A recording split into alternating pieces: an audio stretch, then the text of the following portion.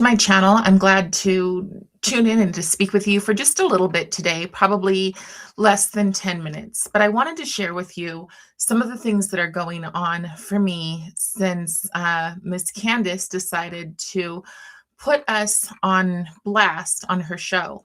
And I wanted to be really clear that this is not a hit piece. I'm not here to bash her or anyone else. I just want to talk about what I've observed over the last week. So, this isn't about jealousy.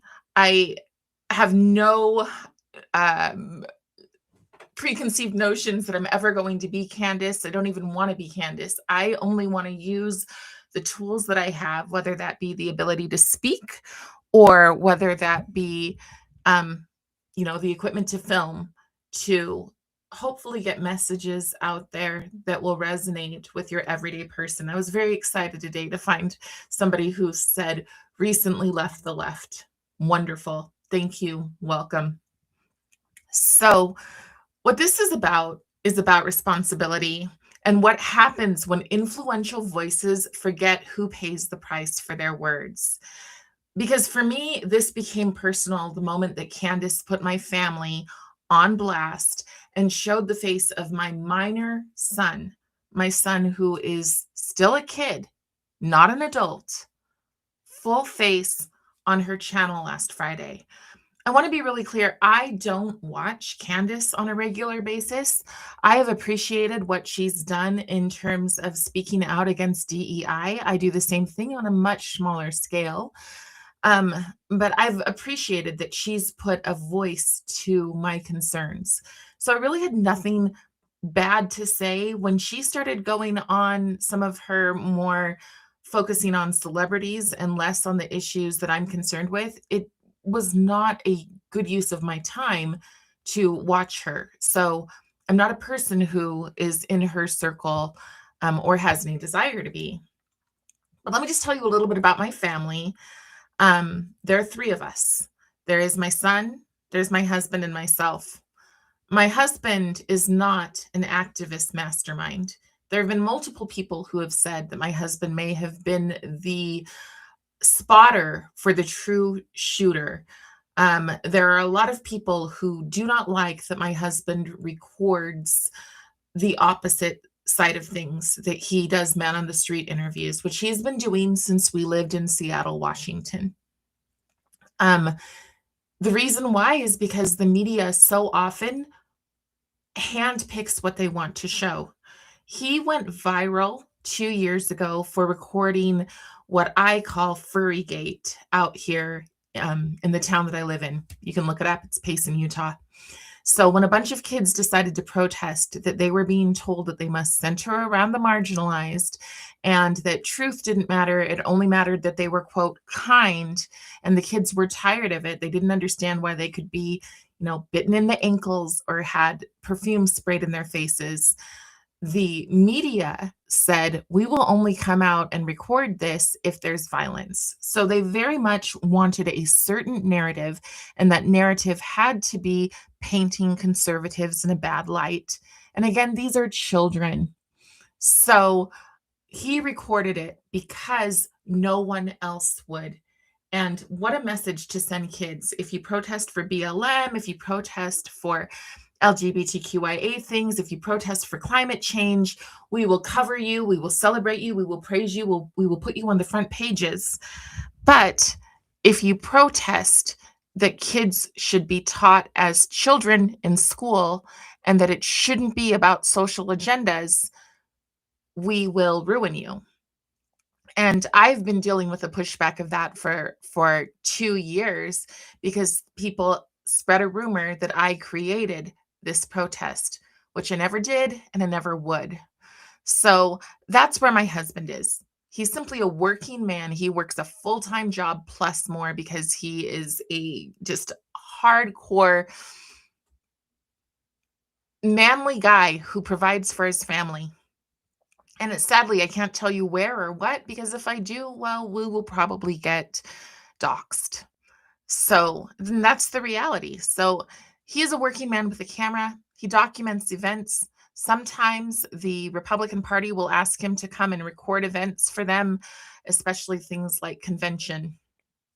He asks questions, and he has done this, like I said, for many, many years, starting with Chaz and Chop in Seattle. His his page is called Life is Driving. When people ask him to cover events, he does. And again, he does those man on the street interviews, which is what he was doing the day that Charlie Kirk was killed. He stood up above and he was asking the kids why they were protesting. Why do they hate this man so much? What has he ever done? And what we find over and over again is people will listen to a small clip instead of a whole thing. And when I ask them, including young people that I know, when I say, "Why is it that you hate Charlie?" "Oh, my friends told me." "But what exactly?" "Oh, I don't listen to him. I don't want to give him clicks." To which I respond, "He's dead. I don't think the clicks really matter that much, but it does matter that you know where you stand." So that's it for me, or that's it for him. For me, I'm an educator. I educate people at every age. I tell stories of heroic women throughout history, yes, specifically Black women. So I tell the story of Harriet Tubman and Elizabeth Freeman all over the state. I've told it to I've told it to senators. I've told it to um, political officials. That's what I do. On top of that, I visit some schools, the schools that will allow me to. Many won't because of my conservative view, my conservative leanings. I am an Uber volunteer and I always have been. So I've been part of PTAs, PTOs, um, Blexit itself, believe it or not. Um, Currently, Moms for America, short amount of time with FAIR. I support FAIR, which is Foundation Against Intolerance and Racism. Um, and I stand up for what I believe is right. And that makes a lot of people angry because when the whole world believes crazy and you stand up for what's right, you find yourself alone a lot. So before anything else, I guess, and one more thing is that I ran for office. So I'm just putting this out there because somebody's going to find it. So I ran for office because I believe the most powerful thing that a person can do is protect children. I studied and I'm very much against diversity, equity, and inclusion. Under no circumstances in any way do I support this. And so, for those reasons, and because that's what Candace did, I had respect for her. And also, I'm not a person who really cares to get into people's messy. So, I've made some friends, I've made some enemies, and I have learned something that I didn't expect. And that is that there is ugliness on both sides. There's ugliness from the left. I've seen that for years. But there's also ugliness from what I would call the far right, which people like to say, I am, I'm not. But there are people who absolutely have adopted every bad idea that the left accuses them of. And that's really sad because then you give them standing.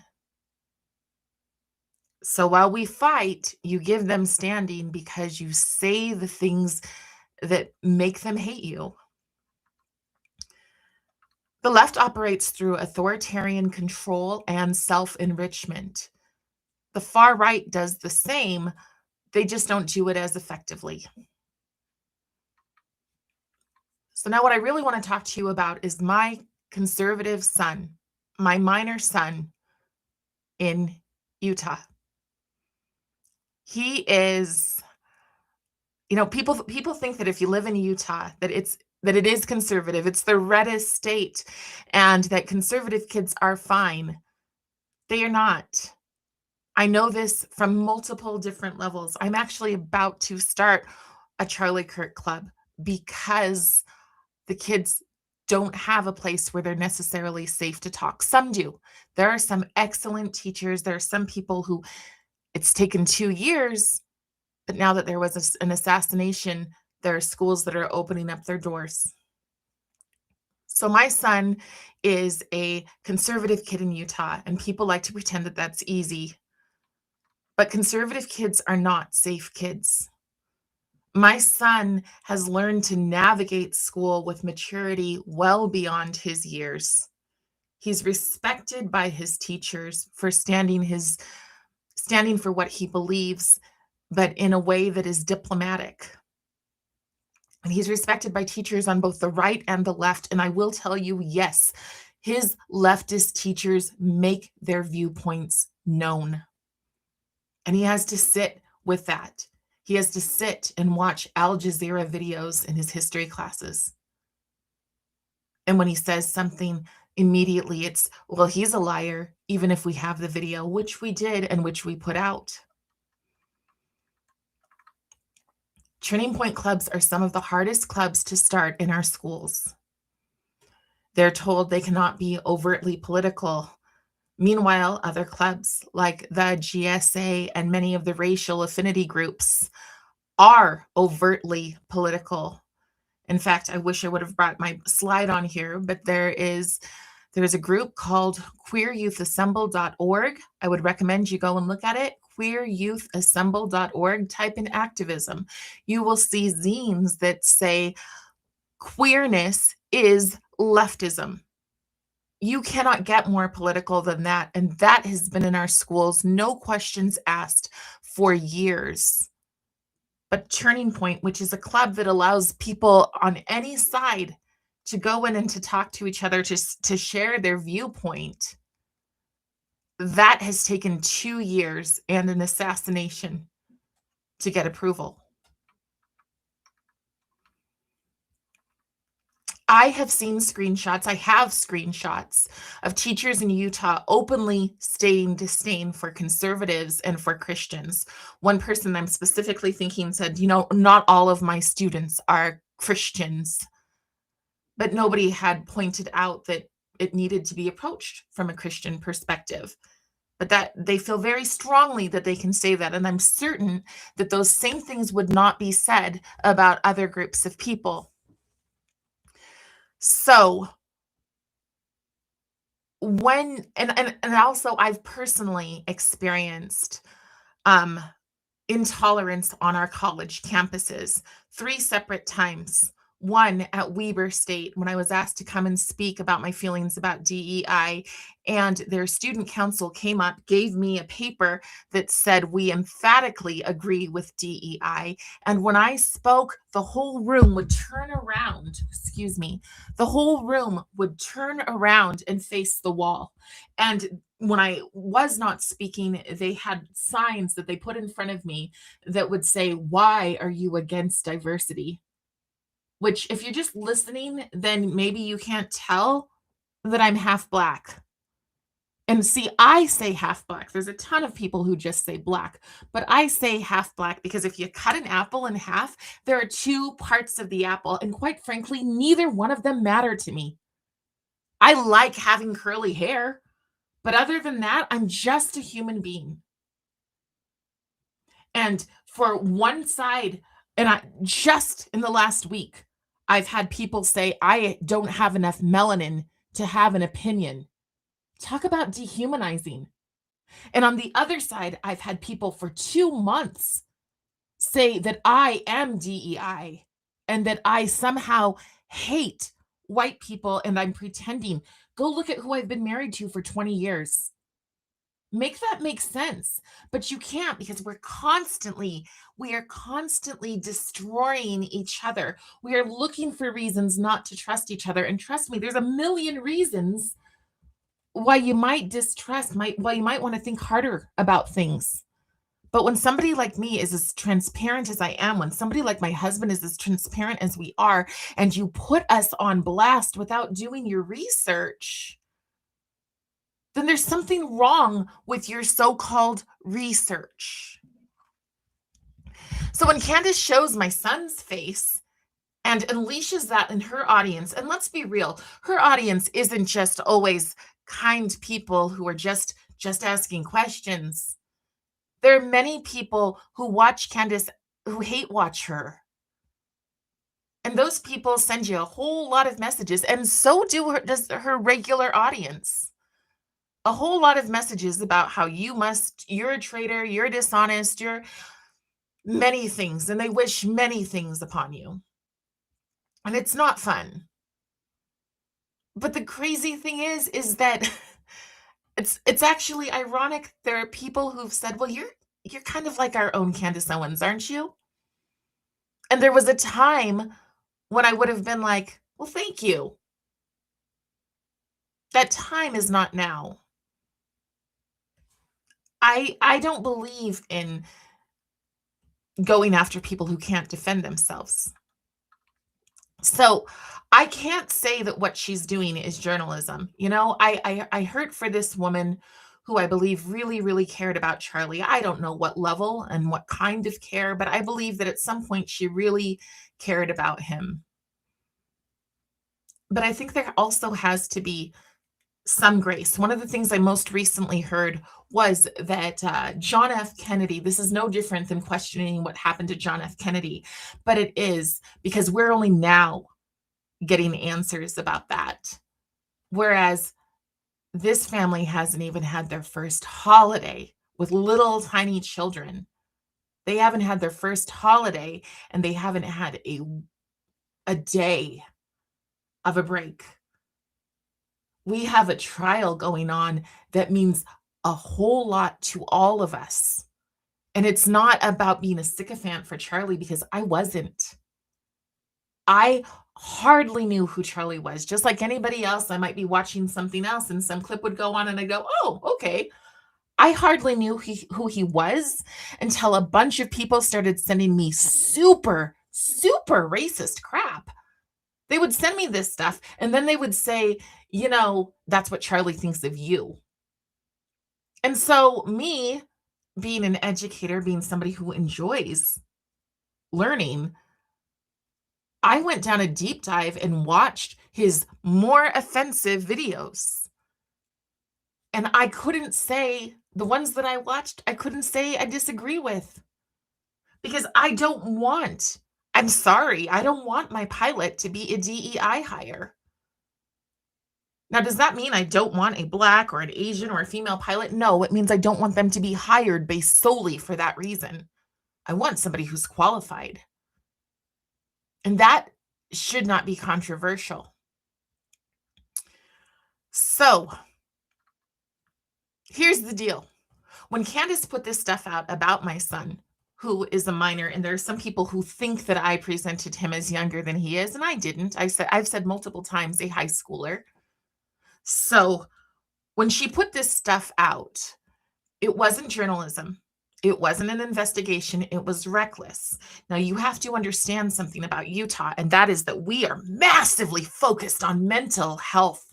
We are massively focused on making sure that those people who have mental health issues are centered around. So you get one kid who sees a picture of a classmate that they think might be a threat to them, and that can expose an entire school. Because, see, the transgender ideology tends to believe that if you don't support them 100%, that you are a harm to them, that you are dangerous, that you want a genocide of these people. Meanwhile, my son works with these kids and they don't think a thing about him. In fact, they'll ask him sometimes, "So what is your viewpoint on this?" And he'll just respond, "Well, I think you're pretty cool." And so goes it. But then some massive celebrity with millions of followers puts a kid straightforward. Why? Because she was angry at my husband because my husband told her to stop lying, to stop using his footage, because that is the footage of all of the people running. That's my own husband's footage.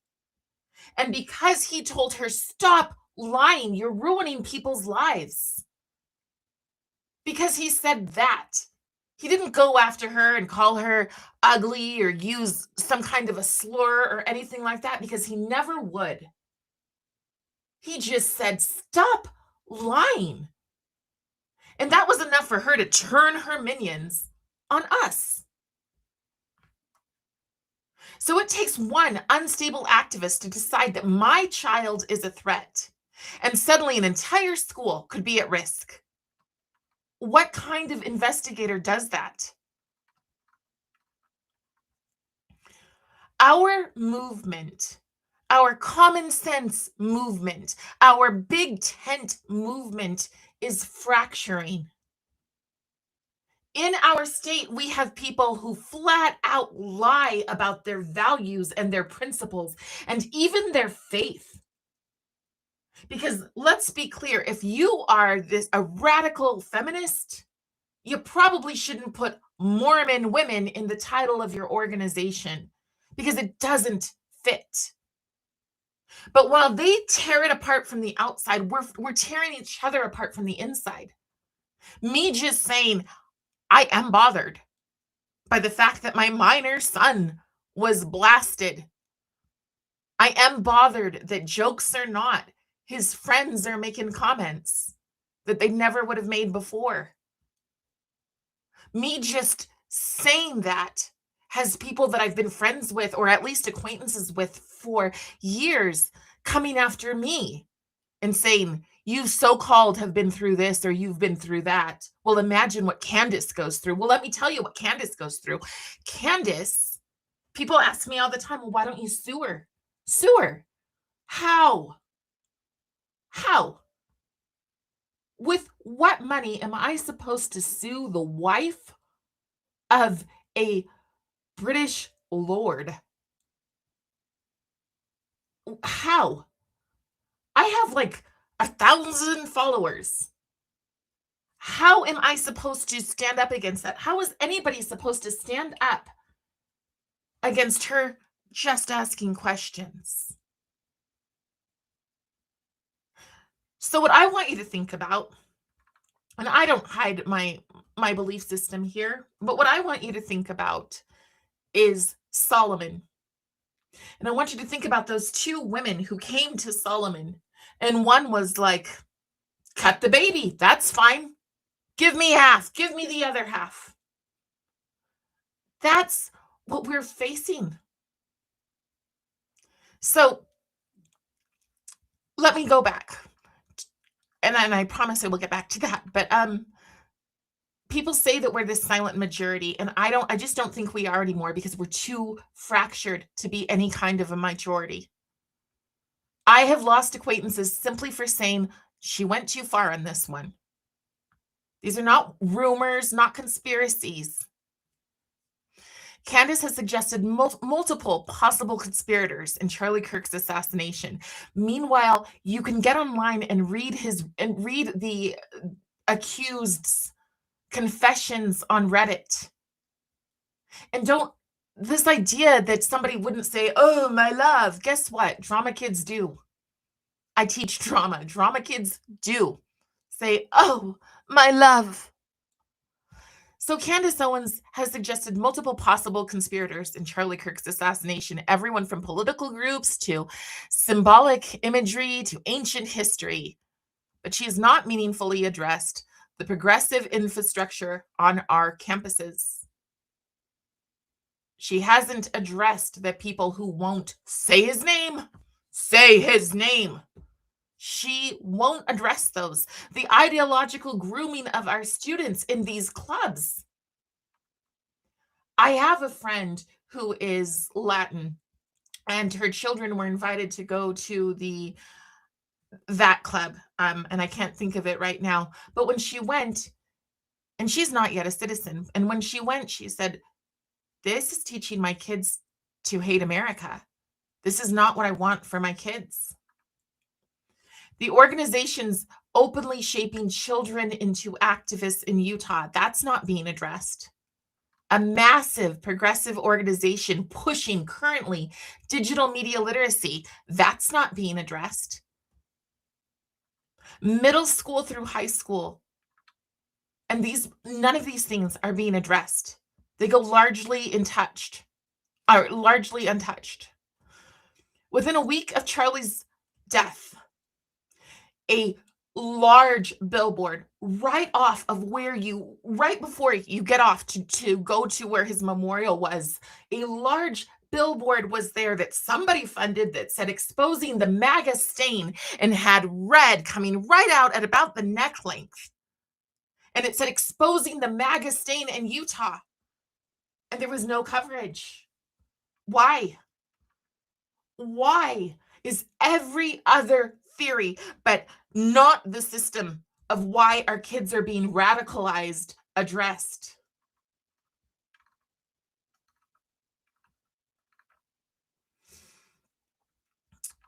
The silence, the disdain,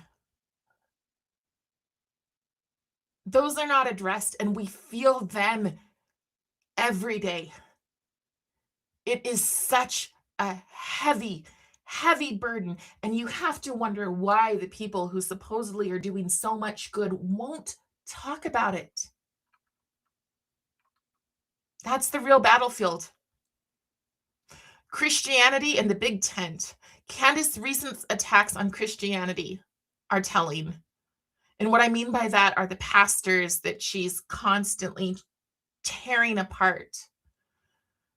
Charlie Kirk was a Christian. She is some branch of Catholic. She says she doesn't even read, at least this is what I most recently heard, that she doesn't even read her own scriptures. She lets somebody do that for her, her priest. Well, I attend the same denomination that Charlie does, or did. It's bold and it's unapologetic in its faith. And Turning Point has always understood something important, that faith matters. But I'm personally concerned that another thing that's not being addressed is that if we turn too much, if we turn too heavy this movement into Christianity, this branch, then we will alienate so many people, and we cannot afford to do that.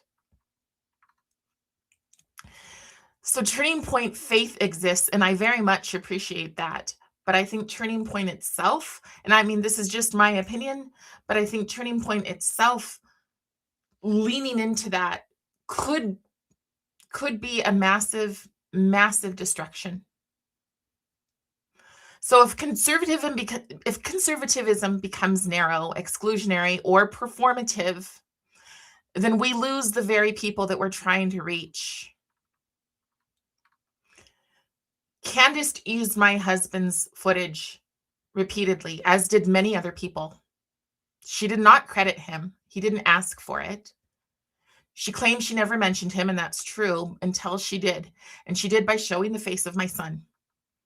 It wasn't truth-seeking. That was vindictive. People tell me to sue. How?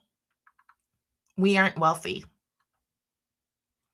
She's married to a British lord. The rules are different. Mean girls don't disappear with age. They just gain platforms.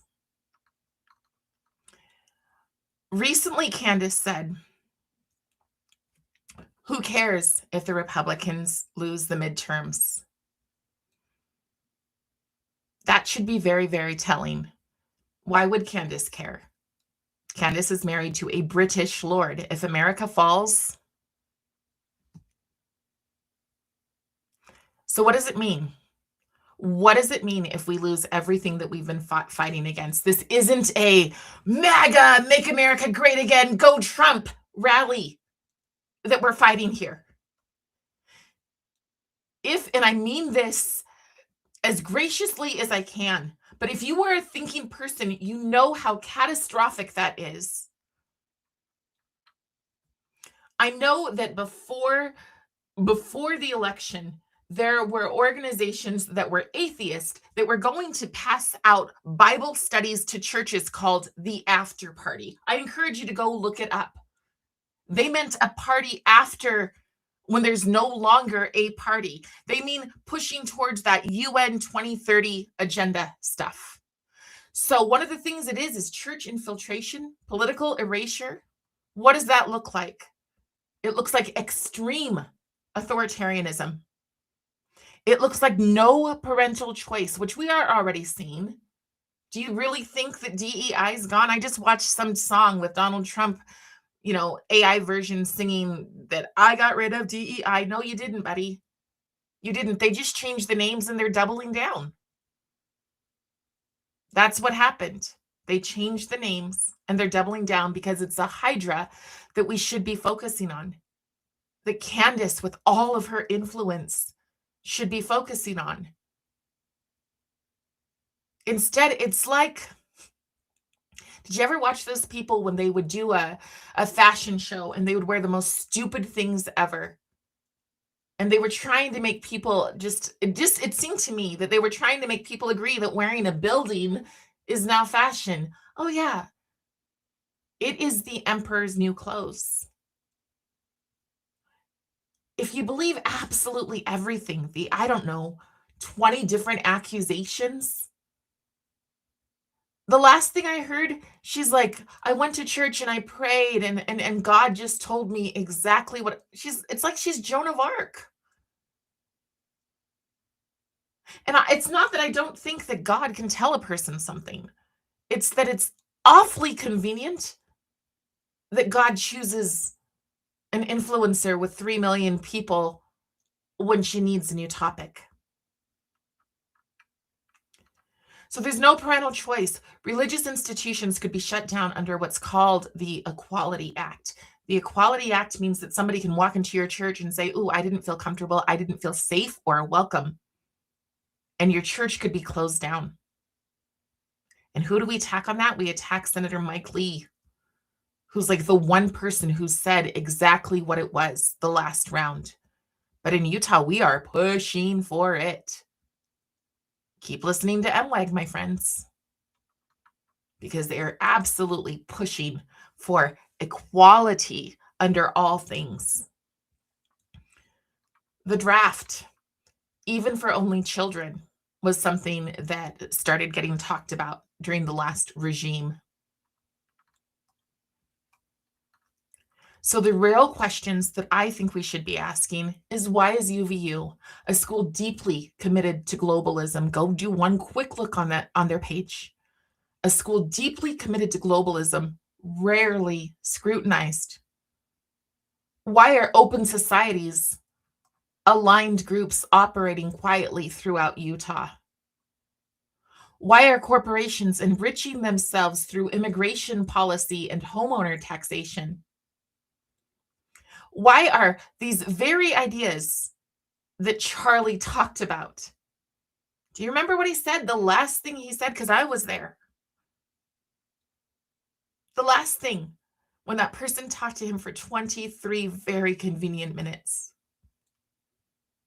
he said, I respect Mormons so much, but old school Mormons, you need to get your mojo back.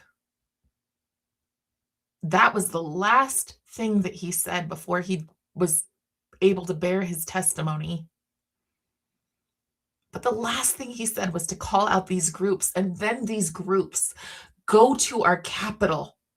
The very same people that he was saying, shun these people because they want to destroy you.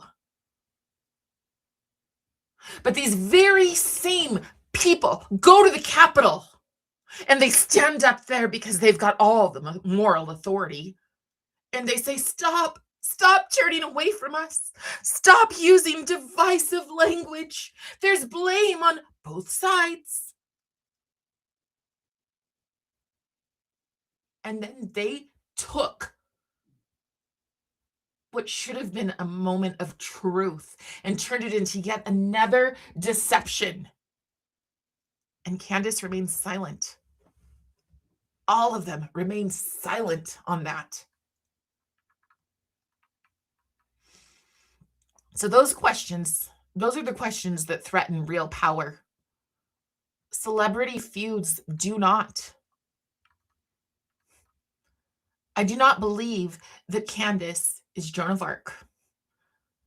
I believe that she is honestly harming people, whether she intends to or not. Real families who cannot fight back. You want to talk about mental health?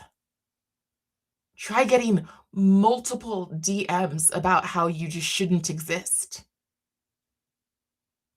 The bully culture is real and it is hard to deal with.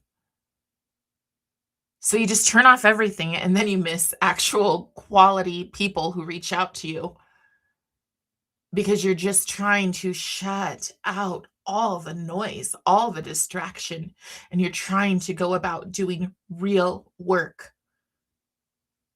We are on a precipice.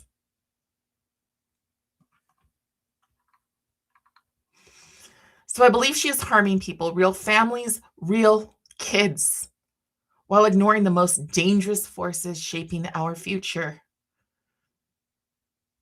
But and this isn't about her or for her. This is for you and anybody who watches this later.